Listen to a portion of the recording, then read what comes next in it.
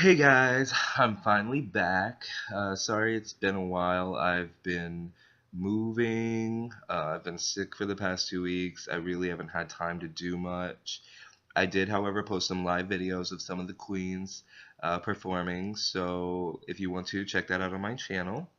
Um, so what I'm going to do is I'm going to quickly go over the episodes I've missed, and then, that way I'm caught up for the next week, and then I'll do a full-on review next week.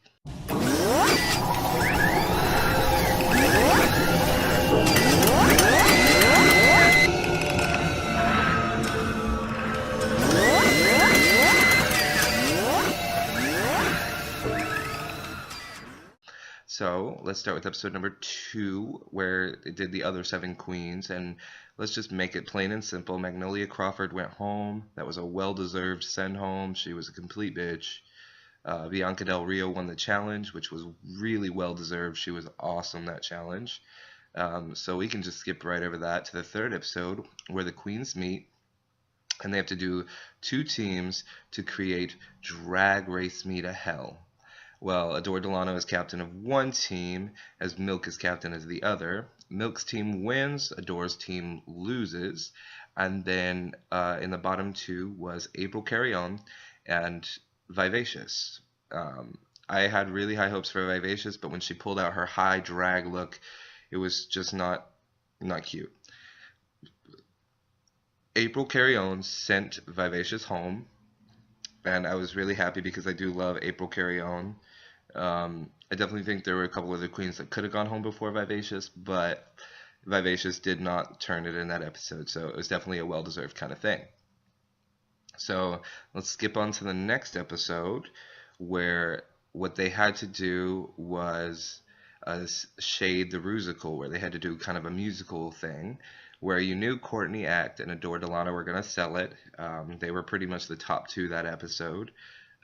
Then the bottom 2 ended up being April again with Trinity K. Bonet. April unfortunately had to sashay away. I was really, really sad about that. And Trinity got to stay. She did tear up the lip sync though, so props to her. Okay, so on the next episode, it was the much anticipated Snatch Game, where, in my opinion, the top 2 should have been Adore Delano and Bianca Del Rio, who I'm growing to extremely love.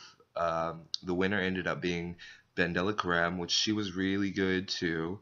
So, I mean, props to her for winning. But those were the top 3 of the Snatch Game, with the bottom ones of the Snatch Game being Gia Gunn, Laganja Estranja, and in my opinion, the other bottom 3 would have been Milk. Now, this is the decision that I think was the worst decision in RuPaul's Drag Race history. Milk came out in a male outfit, which I didn't like on Milan back in season 4 when she pulled the whole male outfit kind of thing. But she got a pass, and the bottom 2 ended up being Gia and Laganja, when I think it should have been Gia and Milk, with Milk going home. I liked Milk at the beginning, but she's showing no femininity for me. And I'm just seeing too much weird. I want to see variety from her. But she got to stay another week, so props to her. Gia Gunn Laganja had to fight it out on stage, and Laganja sent Gia Gunn home, which I'm really glad I don't have to hear absolutely anymore.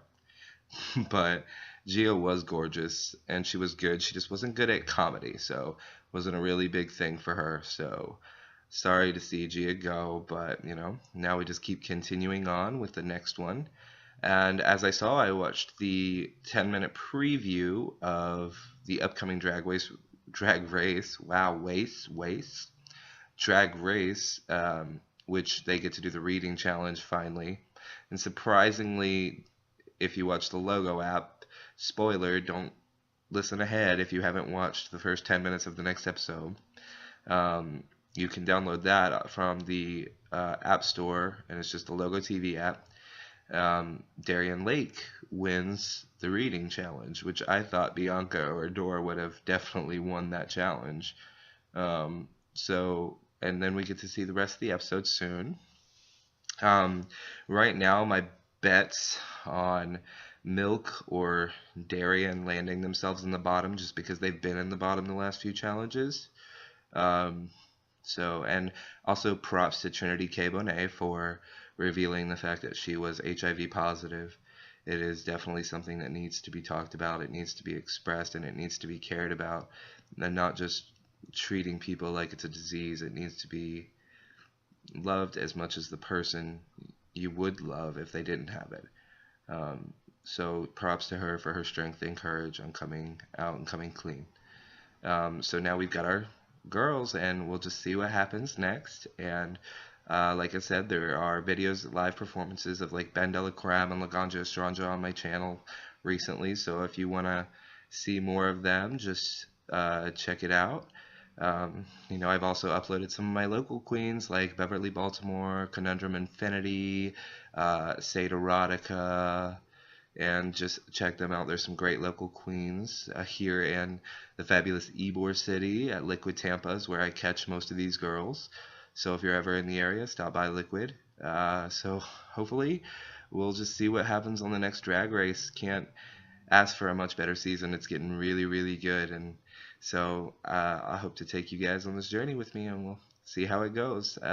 Just as a last reminder, just to let you know who my top three is right now, it has changed since the beginning. It is no longer Laganja, Adore, and Darian.